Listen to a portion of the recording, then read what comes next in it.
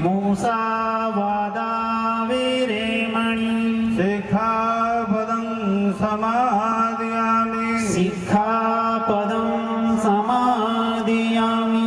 हमारे दिल दिमाग में अधिकतर भाई बहनों के अज्ञानता रूपी अंधकार में हम जकड़े हुए हैं। ये बीमारी कोई छोटी नहीं है, ये हमारे जीवन की एक बहुत बड़ी समस्या है।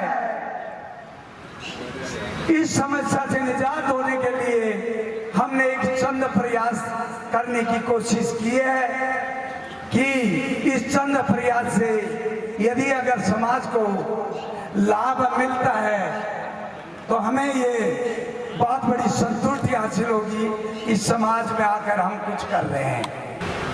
आप सभी से निवेदन है, एक एक बिंदु रखेंगे, जब तक उस पर हम फाइनल नहीं करेंगे, जब तक दूसरा बिंदु नहीं रखेंगे।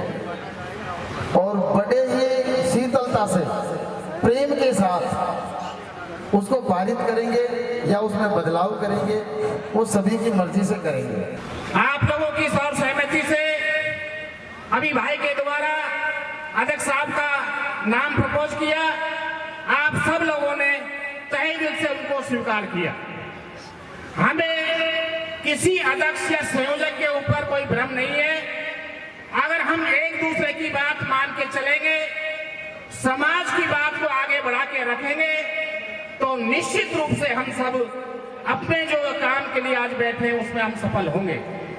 सबसे पहले मैं मंच से और आयोजकों से ये निवेदन करना चाहता हूं कि आप लोगों की जो समिति ने अभी तक जो निर्णय या कुछ बिंदु रखे हैं, उन बिंदुओं को एक बार आम समाज के सामने प्रदर्शित करें और उसके बाद मंच से नहीं बोलकर पब्लिक में बैठी समाज से उन बिंदुओं पर विचार करें और उसके बाद निर्णय करें। यही मेरा आपसे अनुरोध है। धन्यवाद। भारतीय संविधान के को आदर्श सर्वोपरि मूल ग्रंथ की मान्यता समझकर इसकी सुरक्षा, सम्मान, संवर्धन किया जावे तथा प्रत्येक व्यक्ति द्वारा अध्ययन किया जावे। वह अनुच्छेद 13 और 51 का पूर्ण पालन किया जावे। हवन, यज्ञ, कथा, उपवास, भागवत, पैदल यात्रा, चढ़ावा, दान, दक्षिणा जैसे फिजूल खर्चों पर समाप्त किया जावे। पहला बिंदु है सर, भारतीय संविधान को आदर्श सर्वोपरि मूल ग्रंथ की मान्यता समझकर इसकी सुरक्षा, सम्मान, संवर्धन किया जावे तथा प्रत्येक व्यक्ति द्वारा अध्ययन किया जावे। वह अनुच्छेद 13 व 51 का पूर्ण पालन किया जावे। नंबर 1। नंबर 2 है श्रीमान, शिक्षा को बढ़ावा देने के लिए बालक बालिकाओं को समान शिक्षा अनिवार्य है। नंबर 3, जन्मदिन का कार्यक्रम सार्वजनिक रूप से मनाए जाने पर प्रतिबंध रहेगा एवं स्वयं के परिवार तक ही सीमित रहेगा एवं जामना प्रतिबंधित रहेगा। 2 बेस देय होंगे। नंबर 4, शादी समारोह, लड़के व लड़कियों के रिश्ते करने से पूर्व दोनों परिवारों के सीमित व्यक्ति एवं लड़का लड़की अच्छी तरह देखभाल छानबीन कर रिश्ता तय करें, जिससे कि संबंध विच्छेद की संभावना कम से कम वो न के बराबर हो। आगे है रिश्ता करते समय, इसी में नंबर 4 में ही रिश्ता करते समय स्वयं का माँ और दादी 3 गोत्र ही लागू होंगे। ये विचार है, मंथन अभी होगा, समुद्र मंथन अभी होगा और उसमें जो निकालेंगे वो जो भी निकलता है आप समझते हो वो आप निकालेंगे। ये जो 10 पॉइंट है ये तय किए हैं, पहले कई बार मीटिंग हुई थी, मैं आपको निवेदन कर रहा हूँ। आगे है रिश्ता, सगाई, गोद भराई में अधिकतम 11 मेहमान होंगे। ये चौथे पॉइंट की बात चल रही है सर। लग्न व टीका में अधिकतम 21 मेहमान होंगे। शादी समारोह में लग्न बाद शादी के सभी कार्यक्रम सूर्यास्त से पूर्व संपन्न होंगे। प्री वेडिंग प्रथा प्रतिबंधित रहेगी। नंबर 5, लड़की वाले अपना लड़की के दिए दान स्वरूप दिए जाने वाले आभूषण एवं सामान विदाई के समय स्त्री धन का कोई जोड़ नहीं दिया जाएगा। दहेज प्रथा से बचने के लिए सामूहिक विवाह सम्मेलन में शादी कराई जावे। नंबर 6, शादी एवं शुभ मांगलिक कार्यों में सामूहिक रूप से शराब के सेवन पर पूर्ण प्रतिबंध रहेगा। नंबर 7, मृत्यु देवासन होने पर शव के ऊपर कपड़ा मुख्य रिश्तेदार द्वारा मान्य होगा, अन्य रिश्तेदार द्वारा पुष्प अथवा नारियल स्वीकार होंगे। नंबर 8, तीये की बैठक में खाना नाश्ता पर पूर्ण प्रतिबंध रहेगा। बैठक में चाय पानी ही दिया जा सकेगा। पैसे का लेन देन, मलनी, ओंठ आदि बंद रहेगी। अस्थि विसर्जन के लिए सीमित व्यक्ति ही जाएंगे। नंबर 9, मृत्यु भोज पूर्ण रूप से प्रतिबंधित रहेगा। गंगा पूजन की सूचना पीए की बैठक में सामूहिक रूप से अथवा फोन से टेलीफोनिक मैसेज द्वारा दिए जाएंगे। गंगा पूजन पर पटवारी के सहित 2 वेश ही स्वीकार्य होंगे। पगड़ी रस्म ₹1 ही दिया जाएगा। नंबर 10 है जो बहुत खतरनाक पॉइंट है, लेकिन आपके विचार विमर्श से सारे काम हो गए। बाध्यता नहीं है, आज जो आप फैसला करेंगे वही फैसला हो। नंबर 10, पिकअप डीजे सेट, रास्ते का डीजे बंद रहेगा।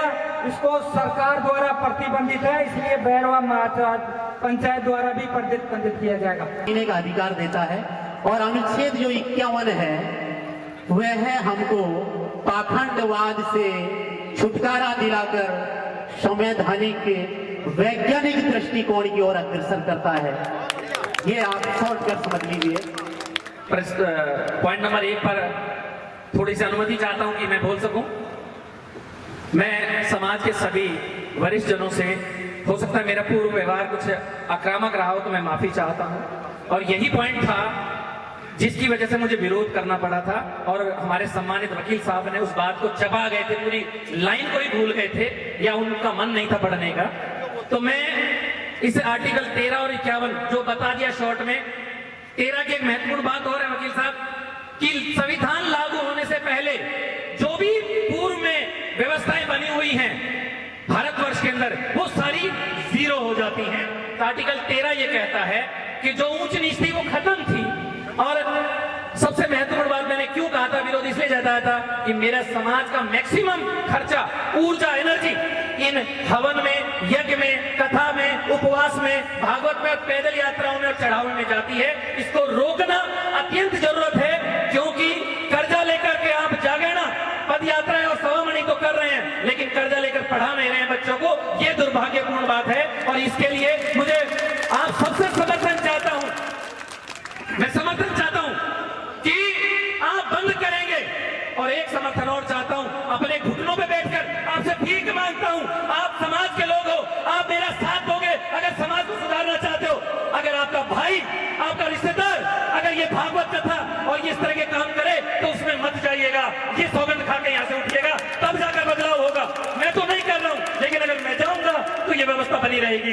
इसलिए आप सबसे अनुरोध है मेरा, इसमें कुछ नहीं हुआ है। आज बहुत सारे लोग रिटायर होकर बालाजी के मंदिर में लाखों रुपया बर्बाद करते हैं, कथाओं में बर्बाद करते हैं, लेकिन बाबा साहब की उनको धन्यवाद देने के लिए उनके पास में 5,000 10,000 नहीं है जो लाइब्रेरी में दान कर सके और बच्चों को पढ़ाने के काम आ जाए। आज आर्टिकल 13, 51 के साथ साथ इस पूरे समाज से अपील करता हूं कि इस हवन, कथा, भागवत और ये पाखंड जो दिखावा है धार्मिक, उनका बहिष्कार करें, और उन लोगों का, उन नेताओं का भी बहिष्कार करें जो इन कामों को करते हैं। बहुत बहुत धन्यवाद। जय भीम, जय भारत। पर बात ऐसी है कि यहाँ पे जो आए हैं ज्यादातर समाज की क्रीम है, और अक्सर पानी छत से टपकता है, नीचे फर्श को कितना भी साफ कर लो, जब तक ऊपर से टपकेगा, जब तक नीचे फर्श साफ होने वाली नहीं है। मैंने अक्सर देखा है कि जो समाज की स्वयंभू स्वयं घोषित क्रीम उन्होंने लगन टीका में बारात की बारात जाती है। आप सब ये सौगंध खाएं और ये प्रतिज्ञा लें कि यदि इन नियमों को हम लागू करेंगे तो सर्वप्रथम हम मानेंगे, अन्यथा समाजद्रोही कहलाएंगे। आप स्वयं ये घोषणा करें यहाँ पे जो भी आए जो, अन्यथा आप तो यहाँ पे नियम बना देते हैं और खुद ही उन नियमों की धज्जी उड़ाते हैं, नए नए चरण चलाते हैं। रही बात दूसरी, अभी आर्टिकल 13 और 51 की बात हो रही थी अनुसूचित जाति प्रतिरक्षण की, तो अनुसूचित जाति प्रतिरक्षण की बात हो ही रही है, तो फिर ये उपजातीय समूह का कोई महत्व नहीं है। 1 मिनट और आप बोलना चाहते हैं इस विषय पर? आदरणीय सभी को मेरा नमस्कार। मैं तो ये कह रहा हूँ कि पॉइंट नंबर 1 पर एक बड़े में विचार आया है कि शादी विवाह में हम लोग जो फेरों पे पंडितों को बुलाते हैं या मुहूर्तों में उनको बुलाते हैं, उनको भी रोकने का प्रावधान है क्या? क्योंकि बाकी आडंबर मुक्त समाज तो सभी से मुक्त होना चाहिए। फेरों पे भी पंडित नहीं आना चाहिए, सावे भी नहीं पूछने चाहिए उससे, उन लोगों को नगर मुहूर्तों में नहीं बुलाना चाहिए। आडंबर मुक्त का मतलब कंप्लीट मुक्त होना चाहिए। मंच अपना विचार इस पे रखे। अभी जैसा कि भंडारी जी ने कहा है कि चाहे वो नेता हो, उसके लिए भी यह निर्णय होगा। भाई विधि के समक्ष आर्टिकल 14, विधि के समक्ष सब समान है। लेकिन मैं पूछना चाहता हूं, क्या एक समाज से अपन जीत जाते हैं क्या? जीत जाते हैं क्या? समझो मेरी बात। भाई ये पॉइंट सामाजिक लोगों मतलब समाज के लिए है या राजनीतिक लोगों के लिए भी है? भाई राजनीतिक लोग जाते हैं, अदर समाज में भी जाते हैं। वो अगर किसी को मानते हैं और वो वहां जाने से वोट बन रहे हैं तो क्या बुराई है? जब वो लोग भी तो हमारे बाबा साहब को मानकर ठोक देते, जय भीम वोट ले जाते, काम करते ही नहीं है, उसमें क्या दिक्कत है? सुनो मेरी बात, बाबा साहब ने कहा था political power is the master key which can open all the door of development and success. राजनीतिक सत्ता की वो चाबी है जिससे विकास के सभी दरवाजे खुल जाते हैं। तो हमें ऐसा नहीं है जो मनवादी सरकार है ये कानून वहां से बनाती है, जो हिंदू जो विधिक प्रक्रिया है उसके अंदर सारा झोला है, हमें अपनाना पड़ेगा। जो हिंदू विधिक प्रक्रिया है उसके अंदर ये क्लियर लिखा हुआ है, जो मनुवाद को जितना ज्यादा मानेगा वो सच्चा हिंदू होगा और उसको जो प्रॉपर्टी होती है, राइट, जो प्रॉपर्टी होती है परिवार की, उसको ज्यादा मिलेगी। ये कहाँ का नहीं है? नहीं है ना? तो कई सारे ऑब्जेक्शन है। तो मेरा जो प्रस्ताव है ये है राजनीतिक लोगों के लिए, जो राजनीतिक है, जो राजनीति में चाहे कोई सी पार्टी का हो, ये मेरा समर्थन, मैं मेरी बात रख रहा हूँ, इसको मानो नहीं मानो वो आप लोगों के ऊपर है। तो हमें ज्यादा से ज्यादा राजनीति में हमारे लोग चाहिए। ऐसी सीट पर इधर पे तो नहीं है, लेकिन जंगल पे भी होने चाहिए। लेकिन ये सारी चीजें तभी पॉसिबल है उन लोगों के ऊपर हम बैन नहीं लगाएं। धन्यवाद। कि अगर नियम लागू होते हैं तो नीचे से लेकर के ऊपर लागू होना चाहिए। ये नहीं अभी कह दिया जाए कि आर्टिकल 13 और 51 की बातें हो रही है।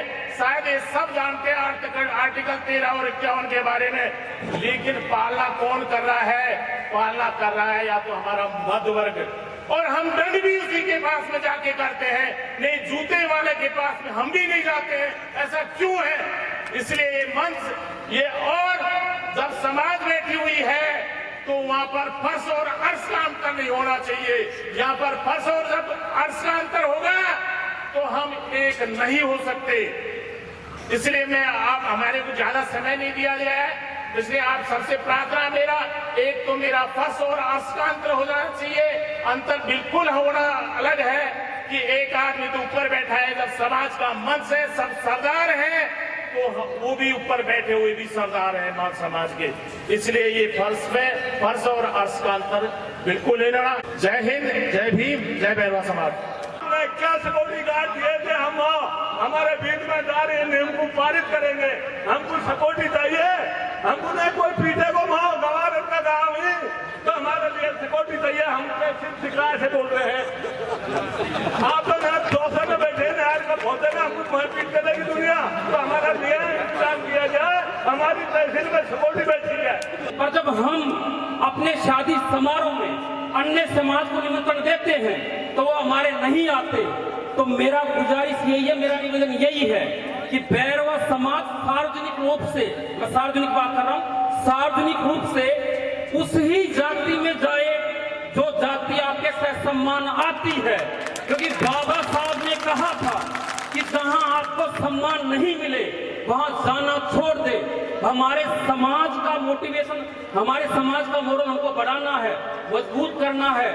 जो समाज चाहे कोई भी हो वो हमारे आता है, हमसे सम्मान जाते हैं तो आए तभी हम जाए, अन्यथा हम हमारे समाज में खुश है। क्योंकि भाईचारा हम ही क्यों बनाए, एकता हम ही क्यों बनाए, आप भी बनाइए, आप भी हमारे आइए तभी हम जाएंगे। धन्यवाद। जय भीम। ईमानदारी से कहना, बाबा साहब पर कौन कौन विश्वास करता है, हाथ उठा करके बोल दे। अब सारी समस्या का समाधान मैं 1 मिनट में बता सकता हूं अगर तुम्हारे मन में ईमानदारी है और आप बाबा साहब डॉक्टर अम्बेडकर को सच्चे मन से मानते हैं तो मैं 1 मिनट में समाधान बता सकता हूं सारी चीजों का।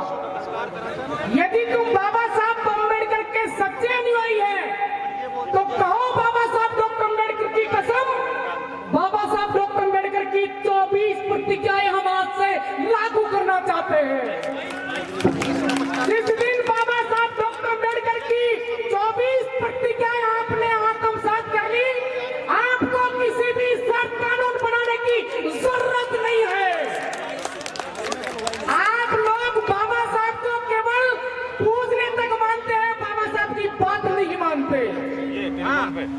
शादी 2 परिवारों का मिलन है, एक प्रदर्शन का विषय नहीं है, लेकिन हम लोग प्रदर्शन करते हैं, यही हमारी विडंबना है।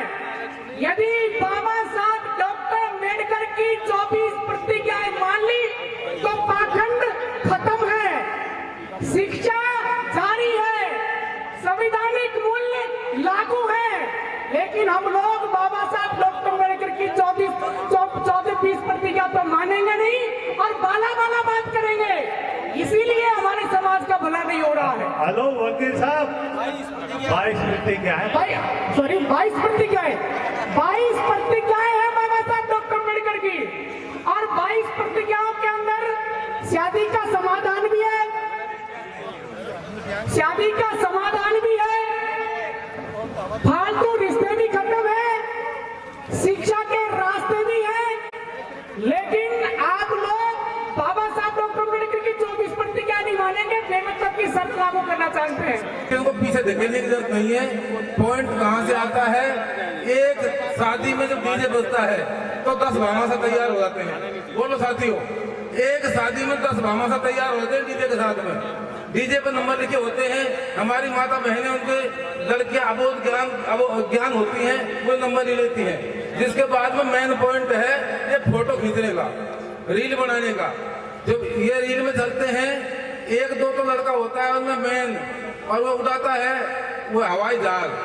उसमें हमारे 10 बहन बेटियों के साथ में अत्याचार होता है, नीचे रिश्ते छूटते हैं। तो ये फोटो जो खींचते हैं उनको बंद किया जाए। जैसे कि महापुरुषों ने ये जो कानून बना रहे हैं ये अपने समाज हित के लिए है और इनकी पालना करना हमारा नैतिक कर्तव्य है। इसमें कोई सुधार हो तो आप मंच पे बता सकते हो। इसमें पॉइंट चौथे पे शादी समारोह के बारे में जैसे लिखा गया है, हालांकि इसमें 3 गोद हैं, लेकिन मैं देखता हूँ हमारे समाज 4-4 गोद 5-5 गोद मिलान करते हैं।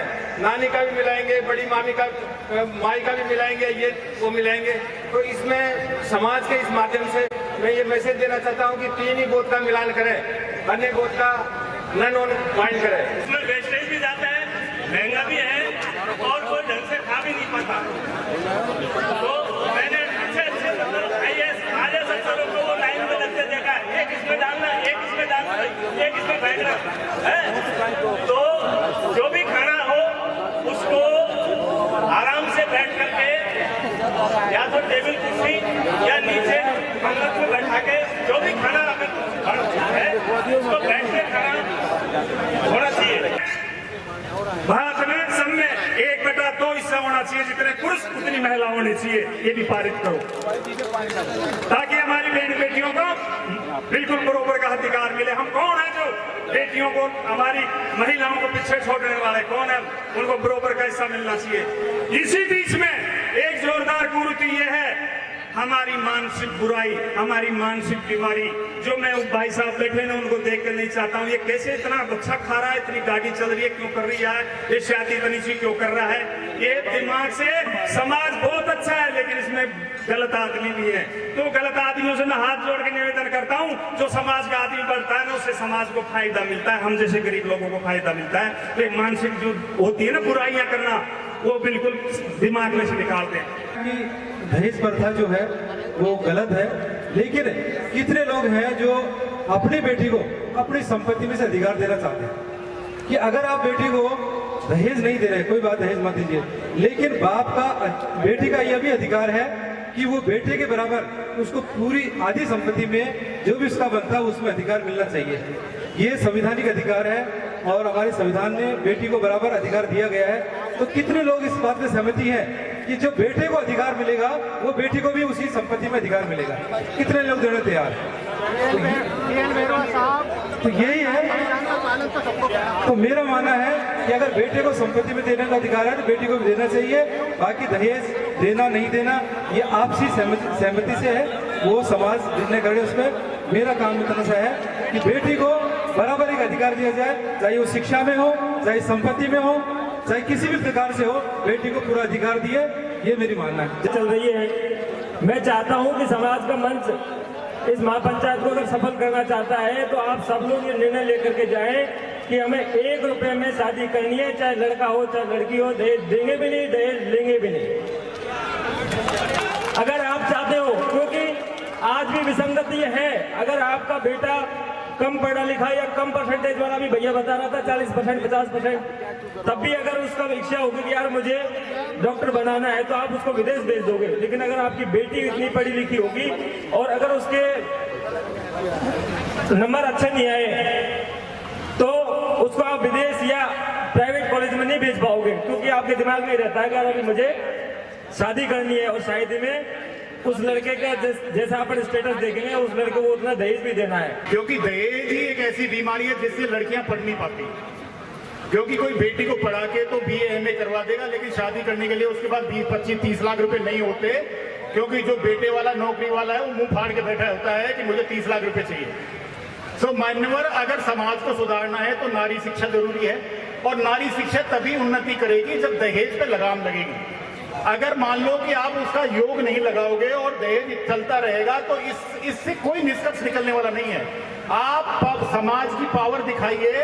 अगर समाज निर्णय लेना चाहती है तो दहेज की या तो सीमा तय कीजिए या पूर्ण प्रतिबंध लगाइए उस पर, क्योंकि बेटी तभी पढ़ सकेगी। बेटी का बाप तो इसी चिंता में जीता है कि भैया मैं पढ़ा तो दूंगा पर पैसे कैसे दूंगा। तो दहेज पर या तो पूर्ण प्रतिबंध लगाएं या उसकी सीमा तय करें। 5 लाख कर दें, मैक्सिमम 2.5 लाख कर दें। ऐसा नहीं है पीछे से 11 लाख दे दिए और सामने थाली में 1 रुपया। ये मान्य नहीं है सर, विचार कीजिए। सबसे मुख्य बिंदु है और यही बिंदु समाज के लिए उन्नति का साधन बनेगा, क्योंकि हमारा सामाजिक स्तर ऐसा है, घर में 10 में से 9 लोग मजदूरी करके खाते हैं, दहेज देने लायक नहीं है। धन्यवाद सर। मैं सगाई करने से पहला शर्त थी कि मैं प्री वेडिंग नहीं करूंगा, दहेज नहीं दूंगा और उसका मैं पहले पालन करूंगा। और इसी से कहता हूं कि पहले खुद पालन करें फिर दूसरों को मिसाल दें। तो मैं सबसे पहले ये कहूँगा, दहेज दूंगा भी नहीं, ना प्री वेडिंग करूंगा और बिल्कुल सिंपल शादी करूंगा। नियमों को मानना पड़ेगा जिससे समाज अग्रसर हो सके। दहेज का बिंदु एक हमारे लिए अभिशाप है। दहेज का बिंदु हमारे लिए अभिशाप है। उसको हमको पूर्ण रूप में सरकार ने तो बंद कर ही रखा, लेकिन समाज माता के जातन पर भी सामाजिक रूप से बिल्कुल इसको बंद करना ही पड़ेगा। कि जो ये प्रस्ताव पारित किए जा रहे हैं, जो हम पारित तो कर रहे हैं, लेकिन आगे आने वाले समय पे क्या इन सबको जो हम आज कह रहे हैं कि ये बंद कर देंगे वो बंद कर देंगे, तो क्या ये कंटिन्यू चला रहेगा? क्या इसमें कोई निगरानी समिति रहेगी जो इन पे ध्यान रख सके कि कौन सा बिंदु आगे जा रहा है, उसका पूर्ण रूप से पालन किया जा रहा है, पूर्ण रूप से प्रतिबंध हो रहा है? तो मैं तो सिर्फ आप सबसे एक निवेदन करना चाहूंगी कि जो भी प्रस्ताव आज आप सब पारित कर रहे हैं उसके लिए एक निगरानी समिति का गठन भी किया जाए, जो कि आगे जाकर इस सभी जो भी ये प्रस्ताव पारित है उन सबके नजर रख सके। उस पर पाबंदी होनी चाहिए और सामूहिक किसी भी प्रोग्राम, चाहे जामने का हो, बारात का हो, शादी का हो, सगाई का, शराब पर पूर्ण पाबंदी होनी चाहिए, इस पर निर्णय करें। अगर किसी समारोह में शराब परोसी गई और देखा गया तो उसके ऊपर आप क्या विचार रखेंगे, ये मेरा आपसे अनुरोध है। उसको गाल करके आएंगे, कैसे जाएंगे आप? मैं ये कहता हूँ कि वहाँ जाने की जरूरत क्या पड़ रही है आप लोगों को? Very good, thank you. अरे मैं ये कहता हूँ कि भाई जब हम बाबा साहब की सारी मान्यताओं को मान रहे हैं तो ये यज्ञ हवन कहाँ से आ गया? इसको छोड़ दो। मैं ये कहता हूँ कि तीये की बैठक और मृत्यु भोज और उनके ऊपर फेरावनी ये सारी बंद हो जाएगी। चाहिए, ये मेरा आप सभी पंच पटोलों से निवेदन है, क्योंकि वहाँ पे जाते हैं तो हमारे साथ में छुआछूत होती है। दूसरी बात छुआछूत तो होती है, हमारा अलग बर्तन रखा जाता है, हमारा सब कछु अलग रखा जाता है, फिर भी हमारे पास में वहाँ पैसे भी लिए जाते हैं। किसी को 11,000 रुपया दिया जाता है तो किसी को बड़े बड़े तो 21,000 भी दिया जाता है। तो मेरा सभी से ये निवेदन है कि अगर वो पैसे हम गंगा जी में देते हैं, हमारा बेटी या भाइयों में किसी गरीब की शिक्षा में लगा तो वो बच्चा की शिक्षा प्राप्त होगी और आम समाज का हमारा नाम होगा। इसलिए मेरा पंच पटेलों से निवेदन है कि गंगा जी जाने का प्रतिबंध पूर्ण तौर से लगाए।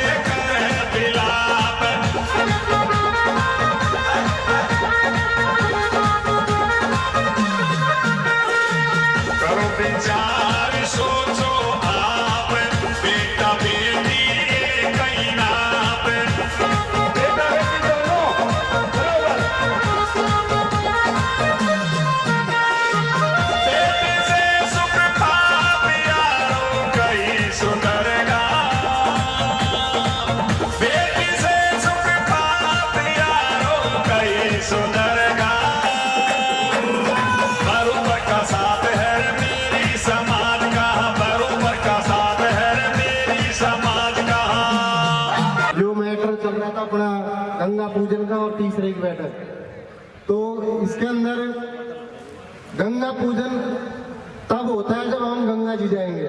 तो सबसे मूल मुद्दा है आप गंगा जी जाना बिल्कुल ही बंद कर दो। गंगा जी जाएंगे तो गंगा पूजन होगा, उसके बाद में पगड़ी रस्म होगी। तो इससे यही अच्छा है आप गंगा जी बिल्कुल मत जाओ। आप तीसरे का दिन ही पूरा संपूर्ण कर लो। जो बाबूजी ने बताया था, आपका जो एक पेड़ लगाओ चाहे उसकी जगह 5 पेड़ लगाओ, बहन बेटी मिलके तीसरे के दिन ही वो पेड़ को लगा लो, ताकि फलाए हमेशा। हमारा परिवार से जो भी गुजरा है वो हमेशा फलाए, याद आए कि उसकी टाइम हमने ये पेड़ लगाया था। तो आप संपूर्ण समाज से निवेदन है कि गंगा जी के लिए आप लोग ले जाने के लिए सारे सहमत है तो अपना हाथ ऊपर करो। अध्यक्ष जी, पूर्ण रूप से गंगा पूजन और गंगा जी जाना बिल्कुल पारित होता है ये समाज के लिए। लेकिन हमारी समाज जब तक शिक्षित नहीं होगी, यानी हमारे समाज में अभी शिक्षा का थोड़ा अभाव है। जब तक 80% शिक्षित है, 100% जब शिक्षित हो जाएगी हमारी समाज, तो हमारे समाज में जो कुरीतियाँ हैं वो सारी स्वतः ही समाप्त हो जाएगी। और जब तक कुरीतियाँ समाप्त नहीं होगी, जब तक शिक्षित नहीं होती है तो कुरीतियाँ समाप्त नहीं होती है।